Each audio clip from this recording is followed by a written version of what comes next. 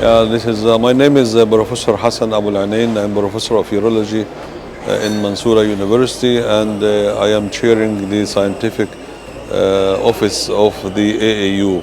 In this year, there was a significant attendance of many urologists coming from everywhere, and the scientific program was very fruitful for all, including all what the urologist can have from plenary sessions, from video sessions, and from interactive discussion, and from debates, as well as poster, in addition to social and scientific activities.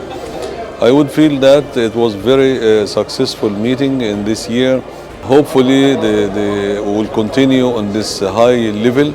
Especially we have a lot of international speakers from all the societies, from all countries, and this enriched the scientific content of the conference, and the Arab Association of Urology is getting more and more in their activities and in their repetition among the issue. Thank you very much.